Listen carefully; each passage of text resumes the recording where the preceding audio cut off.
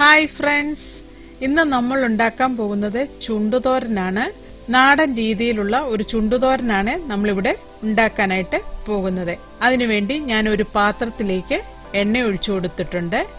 എണ്ണയൊന്ന് ചൂടായി വരുമ്പോൾ ഇതിലേക്ക് കുറച്ച് കടുക് ഇട്ട് കൊടുക്കാം.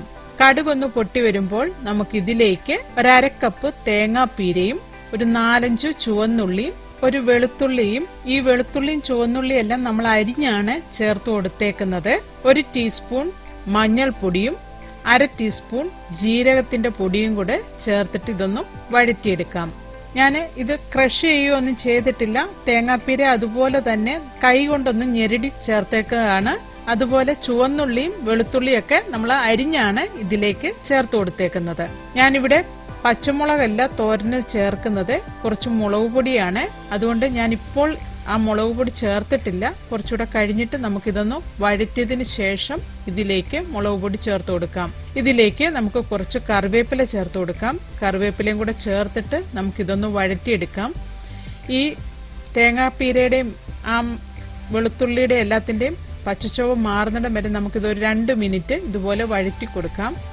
അതിനുശേഷം ഇതിലേക്ക് ഒരു 1/2 ടീസ്പൂൺ എരിവുള്ള മുളക് പൊടിയാണ് ഞാൻ ചേർത്ത് കൊടുത്തേക്കുന്നത്. അതും കൂടെ ചേർത്തിട്ട് നന്നായിട്ടൊന്ന് വഴറ്റിയെടുക്കാം. ആ മുളക് പൊടിയുടെയും പച്ചച്ചുവയൊന്നും മാറിക്കിട്ടണം. അതുവരെ നമുക്കിതൊന്ന് വഴറ്റി കൊടുക്കാം. അതിനുശേഷം നമുക്കിതിലേക്ക് ചുണ്ടരിഞ്ഞത് ചേർത്ത് കൊടുക്കാം. ഈ ചുണ്ട് അരിയുമ്പോൾ പെട്ടെന്ന് കറുത്തു പോകും. അതിനുവേണ്ടി നമ്മൾ ചുണ്ടരിയുമ്പോൾ ഒരു പാത്രത്തിൽ കുറച്ച് വെള്ളം എടുത്തിട്ട് അതിലേക്ക് 1 ടേബിൾ സ്പൂൺ തൈര് ചേർത്തിട്ട് നല്ലതായിട്ട് അത് ലൂസായ രീതിയിൽ എടുത്ത വെള്ളത്തിലേക്ക് ഈ ചുണ്ടരിഞ്ഞു കൊടുത്താൽ അത് കറുത്തു പോകുകയില്ല, അതിന്റെ കറ പെട്ടെന്ന് പോവുകയും ചെയ്യും.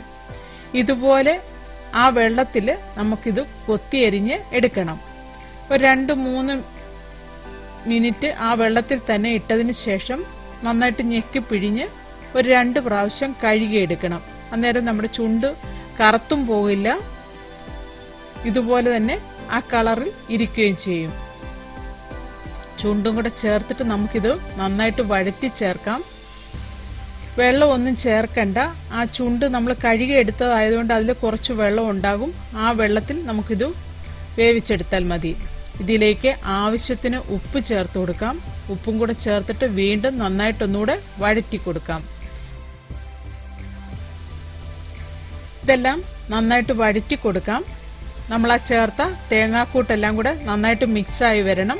ഇതുപോലെ നന്നായിട്ട് മിക്സ് ചെയ്തതിന് ശേഷം അടച്ചു വെച്ച് ഒരു 5 മിനിറ്റ് ലോ ഫ്ലെയിമിൽ വേവിച്ചെടുക്കാം.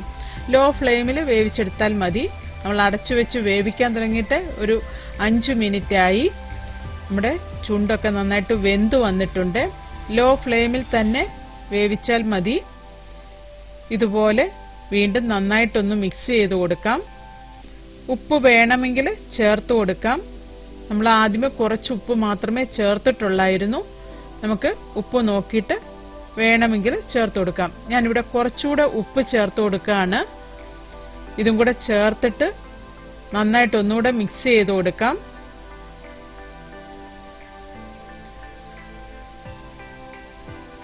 ഇതെല്ലാം നന്നായിട്ട് മിക്സ് ചെയ്തതിന് ശേഷം ഒരു 2 മിനിറ്റ് കൂടെ നമുക്കിത് അടച്ചു വെച്ച് തിരിയൂടെ ഒന്ന് വേവിച്ചെടുക്കാം. ലോ ഫ്ലെയിമിൽ തന്നെ വേവിച്ചെടുത്താൽ മതി. ചുണ്ട് വെന്തിട്ടുണ്ട്. നമുക്ക് ഒരു 2 മിനിറ്റ് കൂടെ ആ ഉപ്പ് ഇപ്പോൾ ചേർത്തതെല്ലാം കൂടെ മിക്സായി വരാൻ വേണ്ടിയാണ് ഇത് അടച്ചു വെച്ച് വേവിക്കുന്നത്. നമ്മുടെ ചുണ്ട് തോരൻ റെഡി ആയിട്ടുണ്ട്. ചോറിന്റെ കൂടെയൊക്കെ കഴിക്കാൻ പറ്റിയ നല്ല ടേസ്റ്റിയായ ഒരു നാടൻ തോരനാണ് ഇത്. എല്ലാവരും ഇത് ഉണ്ടാക്കി നോക്കണം. ഇഷ്ടമായെങ്കിൽ ലൈക്ക് ചെയ്യണം, ഷെയർ ചെയ്യണം, കമന്റ് ചെയ്യണം. എന്റെ ചാനൽ ഇതുവരെയായിട്ടും സബ്സ്ക്രൈബ് ചെയ്തിട്ടില്ല എങ്കിൽ സബ്സ്ക്രൈബ് ചെയ്യണം. താങ്ക്